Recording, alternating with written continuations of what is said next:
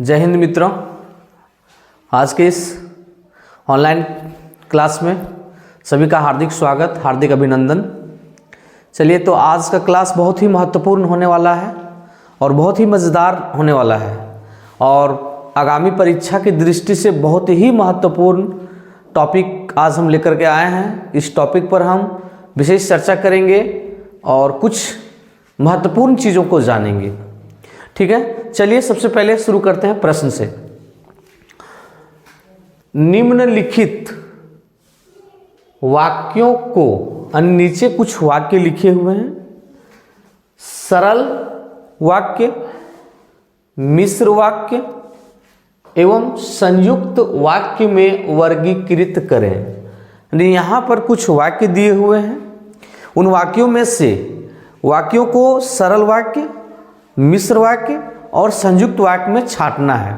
देखिए, परीक्षा में ये अक्सर पूछ लिया जाता है कि दिया गया वाक्य के प्रकार को बताइए, के भेद को बताइए, ये सरल वाक्य है कि मिश्र वाक्य है कि संयुक्त वाक्य है।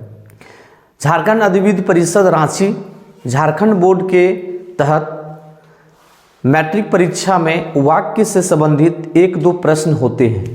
या तो वाक्य दे करके पूछ लेगा, बताइए कौन सा वाक्य है, या फिर पूछ लेगा कि यह वाक्य जो है सरल है, मिश्र है, संयुक्त है, बैठेगा।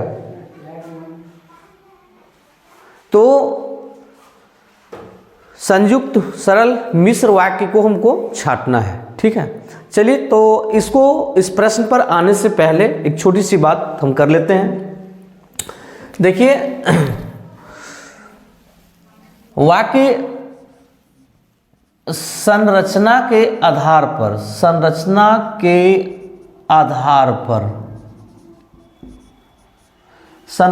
आधार पर वाक्य के 3 भेद होते हैं। वाक्य के 3 भेद माने गए हैं। पहला सरल वाक्य, दूसरा मिश्र वाक्य,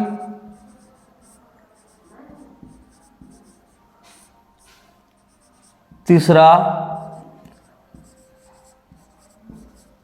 संयुक्त वाक्य। सरल वाक्य, मिश्र वाक्य और संयुक्त वाक्य। देखिए, तो ये सरल वाक्य, मिश्र वाक्य और संयुक्त वाक्य। चलिए, थोड़ा सा इसका हम लोग अंतर समझ लेते हैं। देखिए, सरल वाक्य में एक उद्देश्य होता है, एक विधेय होता है, एक विधेय होता है, अर्थात एक क्रिया होती है। यानी सरल वाक्य में क्रिया एक होगी। सरल वाक्य में एक ही क्रिया होती है और एक वाक्य ही होता है इसमें। ठीक है। दूसरी बात, मिश्र वाक्य। मिश्र वाक्य में 2 या 2 से अधिक उपवाक्य होते हैं, उपवाक्य होते हैं। थोड़ा सा गौर कीजिएगा कि मिश्र वाक्य में 2 या 2 से अधिक उपवाक्य होते हैं। उपवाक्य हम किसे कहते हैं? उपवाक्य वाक्य का ही एक हिस्सा होता है और वाक्य का वह हिस्सा जिसमें क्रिया होती है, उपवाक्य कहलाता है। तो आप समझ सकते हैं कि अगर मिश्र वाक्य में 2 या 2 से अधिक उपवाक्य होंगे तो निश्चित तौर पर जो है यहाँ 2 से अधिक क्रिया भी होगी। क्यों? उपवाक्य बिना क्रिया के नहीं होते हैं, और जब उपवाक्य बिना क्रिया के नहीं होते हैं तो निश्चित रूप से क्रिया होगी, और जब उपवाक्य 2 होंगे तो क्रिया भी 2 होगी। उपवाक्य 2 से अधिक होंगे तो क्रिया भी 2 से अधिक होंगी। तो मिश्र वाक्य में 2 या 2 से अधिक उपवाक्य होते हैं। इसका मतलब हुआ कि मिश्र वाक्य में 2 क्रियाएं जरूर होंगी। अब है कि ये जो उपवाक्य होते हैं इसमें से एक उपवाक्य जो होता है वो एक उपवाक्य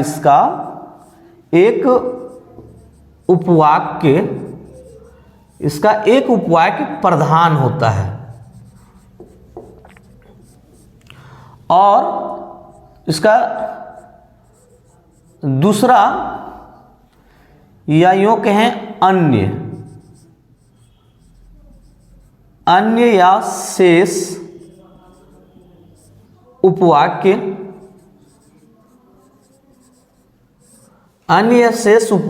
आश्रित होते हैं।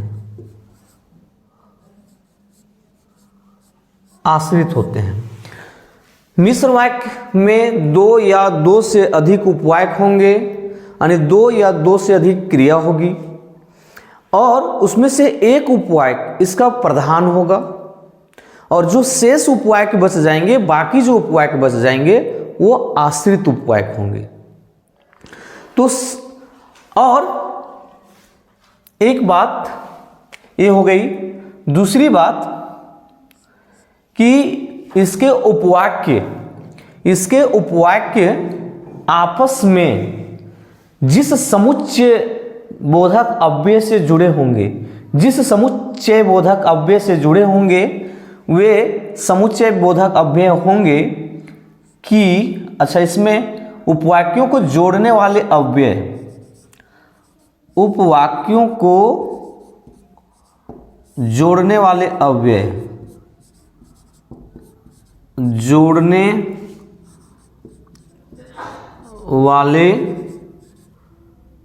अव्यय, अव्यय का मतलब समुच्चय बोधक अव्यय हो जाएंगे कि क्योंकि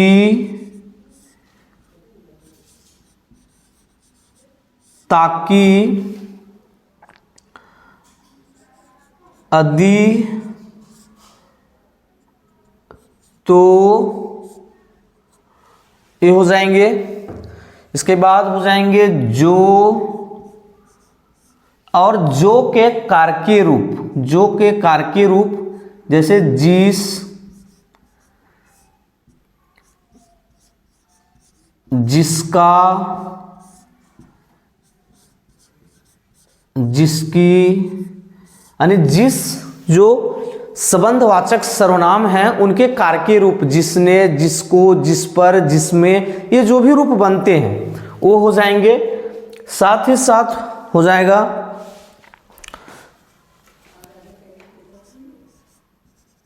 जहां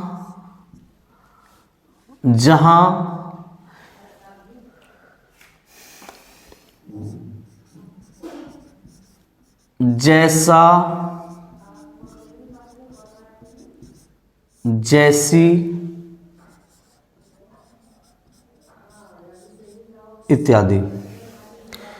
तो मोटे तौर पर समझ लेते हैं फिर से एक बार कि सरल वाक्य में एक विधेय होता है, यानी एक क्रिया होती है। मिश्र वाक्य में 2 या 2 से अधिक उपवाक्य होंगे, अर्थात 2 या 2 से अधिक क्रिया होगी,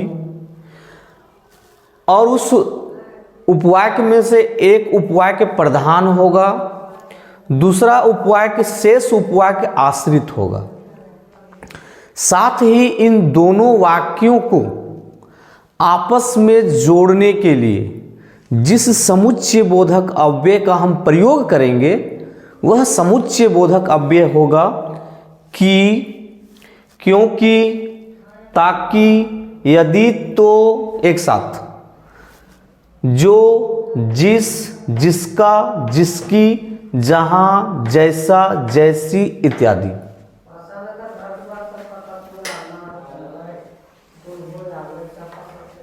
ठीक है, तो ये होंगे। जैसे मिश्र वाक्य के कुछ उदाहरण देख लेते हैं।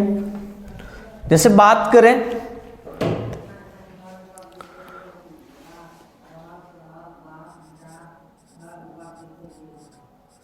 उसने कहा कि तुम घर जाओ। उसने कहा कि तुम घर जाओ। तो यहां पर दो क्रिया है, एक कहना और एक जाना। दो क्रिया है।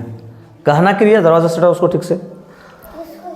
हाँ, उसने कहा, एक क्रिया कहना और दूसरी क्रिया जाना, दो क्रिया है। और इसमें दो क्रिया, इसका मतलब दो उपवाक्य है, और दो उपवाक्य है, और उसमें से देखते होंगे कि ये दोनों क्रिया वाले एक वाक्य, उसने कहा तुम घर जाओ, दो है, उसके बीच में इसको जोड़ने के लिए कि अव्यय का प्रयोग हुआ है, कि समुच्चय बोधक अव्यय का प्रयोग हुआ है। तो हम कह सकते हैं, कहेंगे कि यह वाक्य एक मिश्र वाक्य है। और मिश्र वाक्य में उसने कहा, यह एक प्रधान वाक्य है और यह उसका आश्रित वाक्य है। यह जो है वो प्रधान वाक्य है और यह उसका आश्रित वाक्य है। ठीक है, चलिए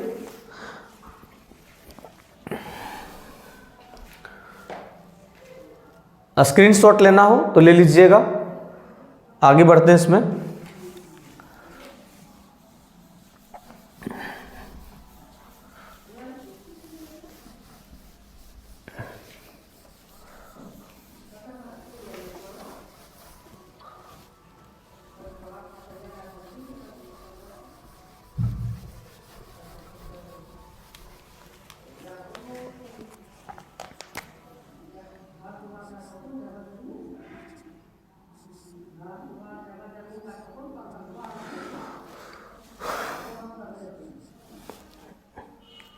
दरवाजा ठीक से लगा रहे, थोड़ा धीरे धीरे बतियाने बोलो।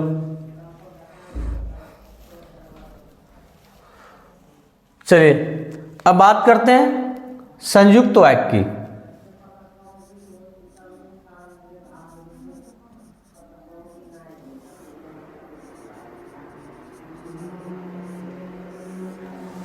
संयुक्त वाक्य, देखिए संयुक्त वाक्य और मिश्र वाक्य में बहुत छोटा सा अंतर है, थोड़ा सा समझ लेते हैं। देखिए संयुक्त वाक्य में दो या दो से अधिक उपवाक्य होते हैं। देखिए उसमें भी हमने इस बात का जिक्र किया था कि दो या दो से अधिक उपवाक्य मिश्र वाक्य में भी होते हैं और दो या दो से अधिक उपवाक्य संयुक्त वाक्य में भी होते हैं। दोनों में उपवाक्य दो या दो से अधिक होते हैं, तो इसका मतलब है दोनों में दो या दो से अधिक क्रियाएं भी होगी, सीधी सी बात है। लेकिन उसमें हमने बताया था कि एक जो उपवाक्य होगा वो प्रधान होगा और दूसरा जो उपवाक्य होगा वो आश्रित होगा। इसको, और इसमें क्या है कि इसमें जो उपवाक्य होंगे वो कोई एक दूसरे पर अपने अर्थ के लिए आश्रित नहीं होंगे। तो उस बात को यहां उपवाक्य होते हैं और सभी उपवाक्य ठीक है स्वतंत्र होते हैं, स्वतंत्र होते हैं। सभी उपवाक्य स्वतंत्र होते हैं, मतलब कोई भी उपवाक्य अपने अर्थ के लिए दूसरे पर आश्रित नहीं होता है। ऐसे कहें कि मिश्र वाक्य में बाप और बेटा का संबंध होता है। मिश्र वाक्य में बाप और बेटा का संबंध होता है। जैसे बेटा बाप पर आश्रित होता है, हर चीज के लिए बेटा बाप पर आश्रित होता है, लेकिन और उसमें बाप प्रधान होता है और बेटा उस पर आश्रित होता है। लेकिन संयुक्त वाक्य में भाई भाई का संबंध है। जैसे एक बाप के अगर दो बेटा हैं तो दोनों एक दूसरे के अधीन में नहीं हैं, यानी दोनों एक दूसरे पर आश्रित नहीं हैं। यानी बाप के दो बेटे हैं तो इसका भी अपना समान अधिकार है और इसका भी अपना समान अधिकार है। तो एक प्रकार से कह सकते हैं कि मिश्र वाक्य में जो है एक उपवाक्य का दूसरे उपवाक्य के साथ बाप बेटा का संबंध है। यानी एक बाप है तो दूसरा बेटा है, यानी बाप प्रधान है तो बेटा आश्रित है। लेकिन संयुक्त वाक्य में जो उपवाक्य होते हैं उनके बीच भाई भाई का संबंध होता है, वे अपने अर्थ के लिए किसी पर भी आश्रित नहीं होते हैं। जिस प्रकार भाई एक घर में अपने एक दूसरे पर भाइयों पर आश्रित ना होकर के दोनों का अधिकार बराबर होता है। तो वैसे वाक्य जैसे बात करें कि सीता पढ़ती है, और इधर ध्यान दीजिए गीता लिखती है। ध्यान दीजिए, देखिए ये जो पूर्ण विराम का चिन्ह है, ये पूर्ण विराम का चिन्ह जहां लगे समझिए वाक्य हमारा वहां पूरा हो रहा है। तो सीता पढ़ती है, पूर्ण विराम लग गया, इसका मतलब ये वाक्य है और इसमें एक क्रिया है। सीता पढ़ती है, इसमें एक क्रिया है, पूर्ण विराम यहां लगा हुआ है। तो एक क्रिया है, पूर्ण विराम है, तो एक क्रिया जिसमें होती है वह वाक्य सरल वाक्य होता है। तो सीता पढ़ती है एक सरल वाक्य है। दूसरी बात, गीता लिखती है, देखिए पूर्ण विराम यहां भी है, गीता लिखती है, पूर्ण विराम यहां भी है। तो लिखती है एक क्रिया, तो ये भी एक सरल वाक्य है। गीता लिखती है, यह भी एक क्या है, सरल वाक्य। ठीक है। लेकिन अब क्या है कि इस वाक्य को यहां का पूर्ण विराम हम हटा देते हैं और यहां एक पूर्ण विराम के अंदर दोनों को ले आते हैं और इन दोनों वाक्यों को, इन दोनों सरल वाक्यों को हम जोड़ देते हैं कि सीता पढ़ती है और गीता लिखती है। तो यहां पर देख सकते हैं कि एक और के आने से ये दोनों वाक्य एक पूर्ण विराम के अंदर आ गए, एक ही पूर्ण विराम के अंदर अब आ गए। तो जब कोई दो या दो से अधिक वाक्य एक ही पूर्ण विराम के अंदर आ जाए तो या तो वो मिश्र वाक्य होंगे या तो वो संयुक्त वाक्य होंगे। तो यहां पर बात है कि यह सीता पढ़ती है और गीता लिखती है, ये दोनों अपने अर्थ के लिए एक दूसरे पर आश्रित नहीं है। तो यह वाक्य संयुक्त वाक्य होगा। हम आगे के उदाहरण में इस पर चर्चा करेंगे कैसे होगा। चलिए, तो ये सरल, अब ये सरल वाक्य और सरल वाक्य एक पूर्ण विराम के अंदर आ गए, तब ये सरल वाक्य नहीं रह गए। अब यह वाक्य हमारा हो जाएगा संयुक्त वाक्य, संयुक्त वाक्य। यानी दो अब, और ये जो पहले सरल वाक्य थे एक ही पूर्ण विराम के अंदर आ गए, तो अब ये वाक्य नहीं रह गए, ये वाक्य के अंदर के हिस्सा हो गए, इसलिए ये उपवाक्य कहलाएंगे। और ये दोनों उपवाक्य, यहाँ सीता पढ़ती है अब एक उपवाक्य है, गीता लिखती है अब एक उपवाक्य है, और दोनों उपवाक्य अपने अर्थ के लिए एक दूसरे पर आश्रित नहीं हैं। चलिए जानते थोड़ा सा कि संयुक्त वाक्य, संयुक्त वाक्य के जो उपवाक्य होते हैं वो किस अव्यय से जुड़ते हैं।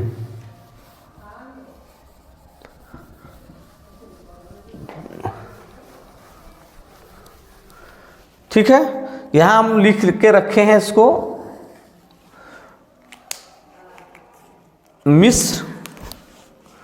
मिश्र वाक्य। मिश्र वाक्य के उपवाक्यों को जोड़ने वाला अव्यय। संयुक्त वाक्य के उपवाक्यों, संयुक्त वाक्य के उपवाक्यों को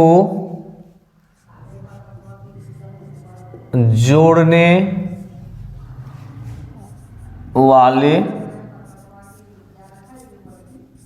अव्यय। चलिए इसको जोड़ने वाले अव्यय को जान लेते हैं थोड़ा सा। और तथा एवं व या फिर ना ऐसे, वा या ना या फिर या ऐसे, परंतु, किंतु, पर,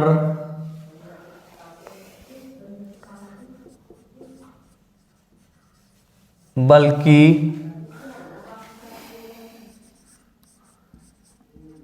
अतः, अतएव,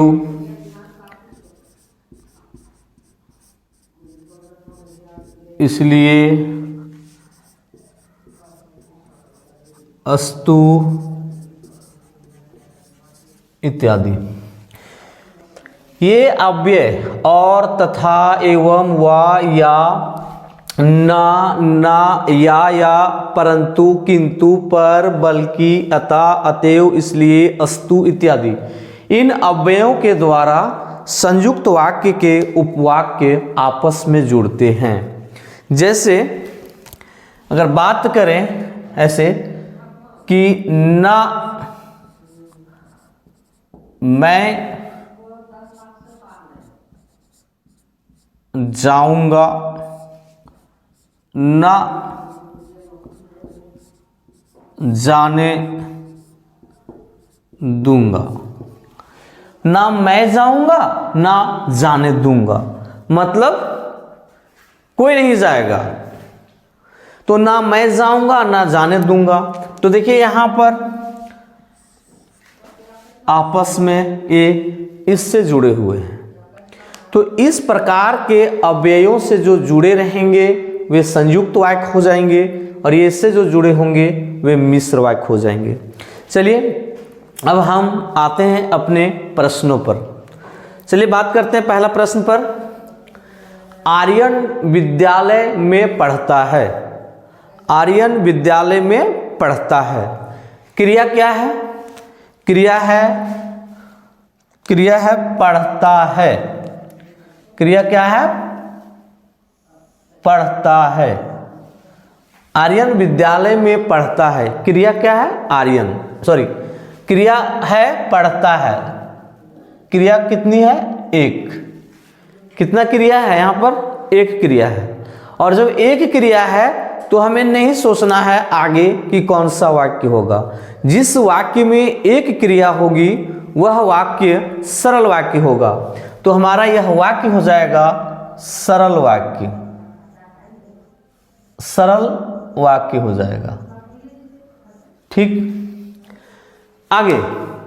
मैंने कहा। मैंने कहा, तो मैंने कहा, ये देखिए दूसरा वाक्य। मैंने कहा, तो मैंने कहा, कहना एक क्रिया है। कहना एक क्रिया है।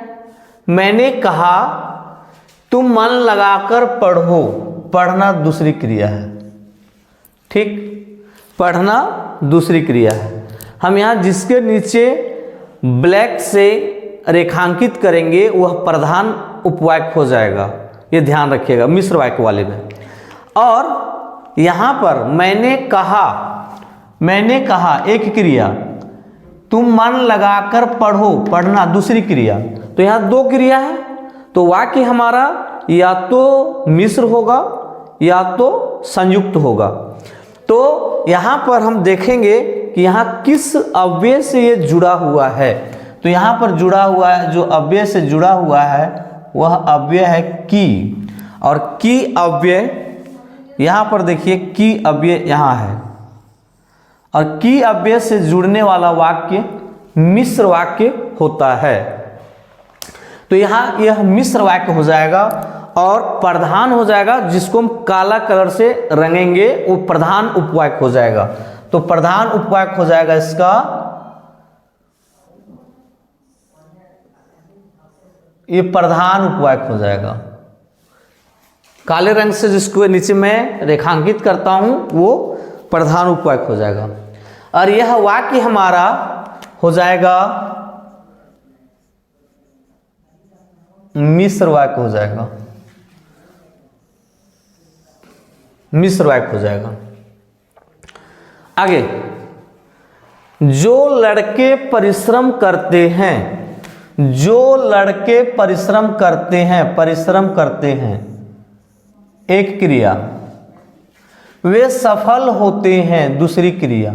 यहां दो क्रिया है, एक करते परिश्रम करते हैं और एक होते हैं, यानी एक करना और एक होना। ठीक है, तो यहां पर देख रहे हैं कि दो क्रिया है, तो या तो मिश्र वाक्य होगा या तो संयुक्त वाक्य। फिर इसमें अव्यय जो है वो देखते हैं कौन सा है। अव्यय हमारा यहां पर है जो, और यहां पर मेरा अव्यय है जो।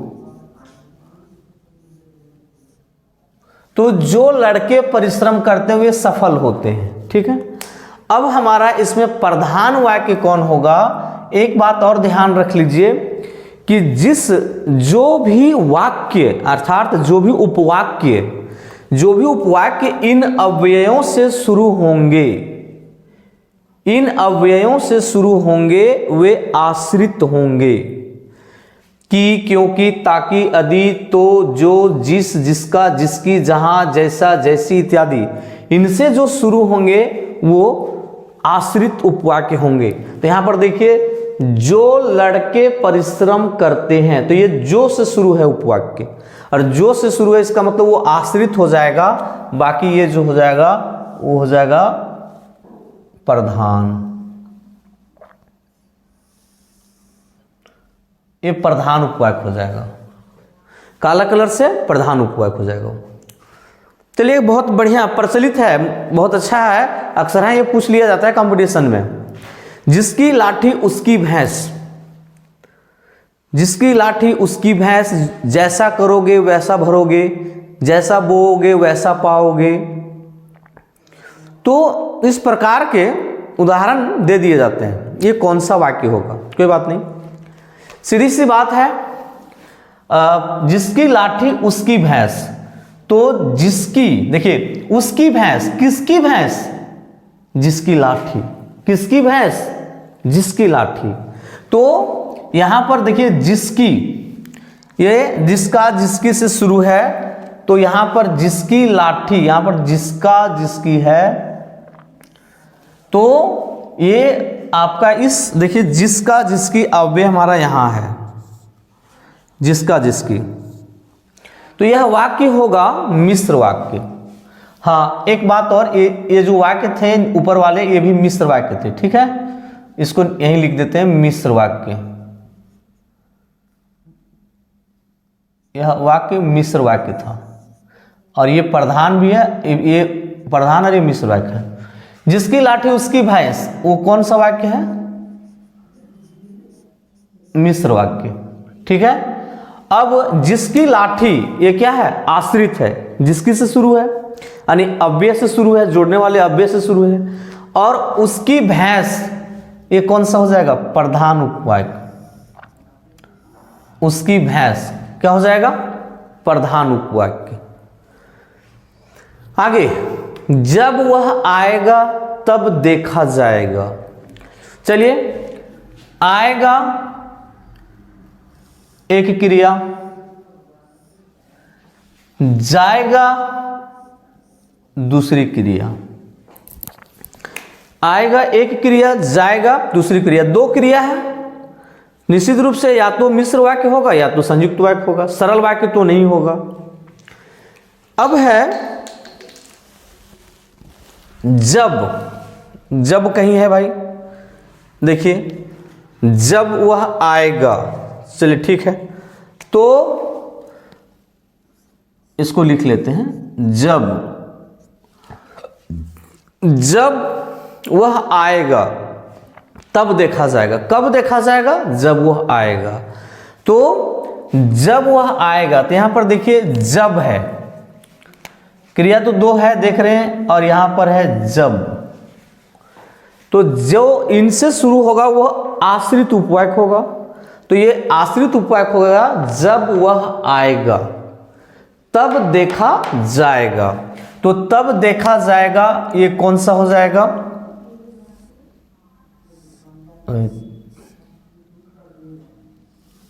तब देखा जाएगा, ये प्रधान उपवाक्य हो जाएगा, और हमारा वाक्य हो जाएगा मिश्र वाक्य। मिश्र वाक्य हो जाएगा। ठीक। छठा नंबर, आप चाय पिएंगे? क्या पिएंगे? चाय पिएंगे या कॉफी? तो आप चाय पिएंगे या कॉफी पिएंगे, दोनों में से कोई एक पिएंगे। जहां चुनाव हो या अलगाव हो, दोनों में से कोई एक या दोनों में से कोई नहीं वाली बात हो, तो वहां पर जो है संयुक्त वाक्य होगा। और यहां पर देखते हैं, आप चाय पिएंगे, तो एक क्रिया है यहां पिएंगे, और दूसरी क्रिया यहां छिप गई है। आप कॉफी पिएंगे, चाहते तो ऐसे लिख लेंगे, कॉफी पिएंगे। ठीक है, आप चाय पिएंगे या कॉफी पिएंगे। ठीक है, आप चाय पिएंगे या कॉफी पिएंगे। ठीक ना, आप चाय पिएंगे या कॉफी पिएंगे। आप चाय पिएंगे या कॉफी, ठीक है, तो पिएंगे। तो यहां पिएंगे जो क्रिया है ना, ये छिप जाती। क्यों? क्योंकि एक ही क्रिया दो बार लिखने से थोड़ा वाक्य भद्दा लगता है, इसलिए यहां पर क्रिया नहीं लिखी गई है, लेकिन क्रिया यहां है। ठीक है, तो आप चाय पिएंगे या कॉफी, तो यहां पर क्रिया ना लिखें तो कोई दिक्कत नहीं है, लेकिन ये क्रिया यहां रहती है। तो आप चाय पिएंगे या कॉफी, तो चलिए इसमें एक क्रिया पिएंगे और दूसरी भी क्रिया पिएंगे। चाय पिएंगे या कॉफी पिएंगे, तो यहां पर हमारा जो अव्यय है वो या है, और या जो अव्यय है वो किस में है जरा देखें। चलिए, या अव्यय हमारा यहां भी है, देखिए, या फिर आप यहां पर है। कौन सा वाक्य होगा? संयुक्त वाक्य। कौन सा वाक्य होगा? संयुक्त वाक्य। वाक्य हमारा हो जाएगा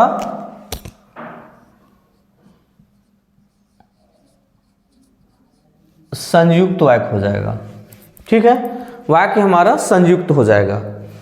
अब इसमें बताइए आश्रित उपवाक्य कौन होगा, प्रधान उपवाक्य कौन होगा? तो इसमें आश्रित और प्रधान नहीं होगा। पहले ही बता चुके हैं कि संयुक्त वाक्य में कोई भी उपवाक्य ना आश्रित होता है ना प्रधान होता है, दोनों स्वतंत्र होते हैं, दोनों प्रधान होते हैं, अपने अर्थ के लिए एक दूसरे पर आश्रित नहीं होते हैं। अगला, जल्दी चलिए अन्यथा देर हो जाएगी। जल्दी चलिए अन्यथा देर हो जाएगी। ठीक है, तो ये अन्यथा इसको भी शामिल कर लेते हैं।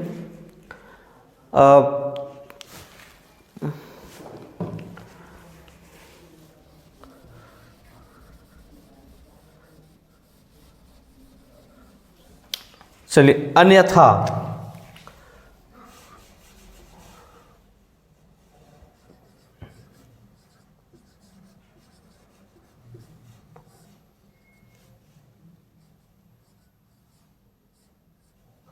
अन्यथा इत्यादि। ठीक, जल्दी चलिए एक क्रिया, जल्दी चलिए एक क्रिया, देर हो जाएगी दूसरी क्रिया। दो क्रिया है, पक्कम पक्का, या तो मिश्र या तो संयुक्त होगा। तो क्या होगा, यहां अन्यथा से जुड़े हुए हैं।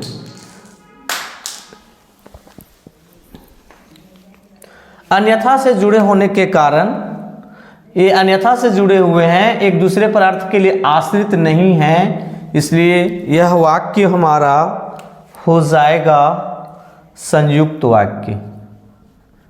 वाक्य हमारा संयुक्त हो जाएगा। ठीक है, पूजा बाजार गई, पूजा बाजार गई एक क्रिया, किताब ले आई दूसरी क्रिया, और ये अपने अर्थ के लिए एक दूसरे पर आश्रित नहीं है। और यहाँ पर हमारा जो अव्यय है वो और है, और किस में है, संयुक्त वाक्य वाला में है। और किस में है, संयुक्त वाक्य वाला में है। तो यह वाक्य कौन सा हो जाएगा, वाक्य हो जाएगा संयुक्त वाक्य। ठीक है, आगे, सवेरा होते ही सारा संसार जग उठता है, जाग उठता है। सारा संसार जाग उठता है। सवेरा होते ही सारा संसार जाग उठता है। तो यहां पर एक ही क्रिया है, उठना। ठीक है, सवेरे होते ही सारा संसार जाग उठता है। ऐसा रहता कि सवेरा हुआ और सारा संसार जाग उठा तो दूसरी बात थी। यहां पर है सवेरे होते ही सारा संसार जाग उठता है। कब जाग उठता है, सवेरे होते ही। ठीक है, तो यहां पर एक ही क्रिया है, उठना, और जहां एक ही क्रिया हो वह वाक्य हमारा सरल हो जाएगा। सरल वाक्य, सरल वाक्य, वाक्य हमारा सरल हो जाएगा। आगे, मैं वहीं रहता हूं, रहना एक क्रिया, रहते हो दूसरी क्रिया। मैं वहीं रहता हूं जहां तुम रहते हो, दो वाक्य हैं, और यहां पर क्या है, जहां, और जहां से जुड़ा हुआ है। यहां कोई अव्यय का प्रयोग नहीं हुआ है। जोड़ने वाले देखिए 9 नंबर में किसी भी अव्यय का प्रयोग, सवेरे होते ही सारा संसार जग उठता है, किसी भी समुच्चय बोधक अव्यय का प्रयोग नहीं हुआ है, ना संयुक्त वाक्य वाले का, ना मिश्र वाक्य वाले का। इसका भी हमें ध्यान रखना चाहिए। तो यहां जहां तुम रहते हो, तो ये जहां किस वाक्य का है भाई, मिश्र वाक्य का। जहां किस वाक्य का है, मिश्र वाक्य का। तो यह वाक्य हमारा हो जाएगा मिश्र वाक्य, मिश्र वाक्य हो जाएगा। और इसमें से प्रधान वाक्य कौन होगा, ये होगा मैं वहीं रहता हूं, मैं वहीं रहता हूं। रात हुई एक क्रिया हुई, तारे निकल आए दूसरी क्रिया। दो वाक्य, अर्थात दो उपवाक्य है, और दो उपवाक्यों को जोड़ने वाला अव्यय है कौन, और जोड़ रहा है, यानी और किस वाक्य के लिए है, संयुक्त वाक्य के लिए, संयुक्त वाक्य के लिए। आगे, वह खाना खाया, खाया एक क्रिया, सो गया दूसरी क्रिया, और जोड़ रहा है किससे, और से। कौन सा वाक्य, संयुक्त वाक्य। इसमें कौन प्रधान कौन आश्रित, ना कोई प्रधान ना कोई आश्रित। क्यों, क्योंकि दोनों के दोनों अपने अर्थ के लिए किसी पर भी आश्रित नहीं होते हैं। मैंने बहुत समझाया, समझाया एक क्रिया, मैंने लाख मनाया पर नहीं मानी, दीवानी मैं दीवानी।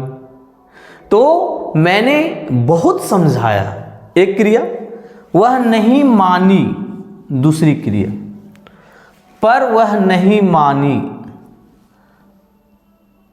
पर वह नहीं मानी। तो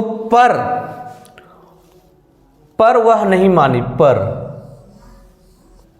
ठीक है। तो पर है, इसका मतलब यह वाक्य हमारा हो जाएगा संयुक्त वाक्य, ठीक। ये था 13 नंबर का वाक्य, 13वां वाक्य। 14वां वाक्य को देखते हैं। कल गांधी जयंती है, कल गांधी जयंती है एक वाक्य, एक क्रिया। कल गांधी जयंती है एक क्रिया। विद्यालय बंद है दूसरी क्रिया, ठीक है। दो क्रिया है यहां पर, देखिए दो क्रिया है। कल गांधी जयंती है एक क्रिया, विद्यालय बंद है दूसरी क्रिया। दोनों अपने अपने अर्थ के लिए स्वतंत्र हैं। एक इसका कारण है, वो उसका रिजल्ट है। कारण है कल गांधी जयंती है और उसका रिजल्ट क्या है, विद्यालय बंद है। तो और जुड़ रहा है किस अव्यय से, इसलिए से। किस अव्यय से जुड़ रहा है, इसलिए से। और इसलिए से जुड़ रहा है, और इसलिए देखिए इधर, इसलिए कौन सा वाक्य, संयुक्त वाक्य। तो हमारा वाक्य जो है वो हो जाएगा संयुक्त वाक्य, ठीक। 15 नंबर और अंतिम वाक्य बहुत ही मजेदार। उस लड़की को बुलाओ, उस लड़की को बुलाओ, बुलाना एक क्रिया। उस लड़की को बुलाओ, बुलाना एक क्रिया, ठीक है। बुलाना एक क्रिया। जिसकी नाक लंबी है एक क्रिया, है एक इधर क्रिया है। उस लड़की को बुलाओ जिसकी नाक लंबी है। जिस लड़की की नाक लंबी है उसको बुलाने के लिए बोल रहे हैं। तो यहां पर दो क्रिया है, बुलाओ और है, लंबी है। तो उसको जोड़ने वाला अव्यय है जिसकी, अव्यय है जिसकी। इसका मतलब मेरा यह वाक्य मिश्र वाक्य होगा। मेरा यह वाक्य मिश्र वाक्य होगा। यही लिख देते हैं नीचे पर, यह वाक्य होगा मिश्र वाक्य, मिश्र वाक्य होगा। और इसमें से प्रधान उपवाक्य हो जाएगा उस लड़की को बुलाओ। आश्रित उपवाक्य जिसको मैंने अंडरलाइन नहीं किया है वह आश्रित उपवाक्य हो जाएंगे। तो इस प्रकार से आप वाक्यों को छांट सकते हैं। आप इन अव्ययों को थोड़ा सा इस पर ध्यान देंगे, इसको थोड़ा सा ध्यान में रखेंगे तो आप आसानी से इसको अलग कर सकते हैं। एक बार इसका स्क्रीनशॉट ले लीजिए, काम आएगा।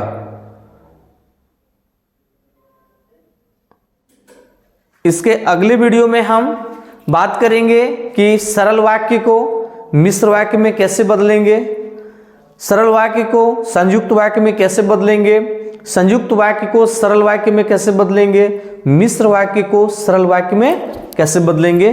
चलिए, तो आप सबों को बहुत बहुत शुभकामनाएं। आपका दिन अच्छा हो, आगामी परीक्षा अच्छा हो, परीक्षा अच्छी तरह से आपका जो है व्यतीत हो, बीते परीक्षा में आप अच्छे अंक प्राप्त करें। इन्हीं ढेर सारी शुभकामनाओं के साथ आप सबों को बहुत बहुत धन्यवाद।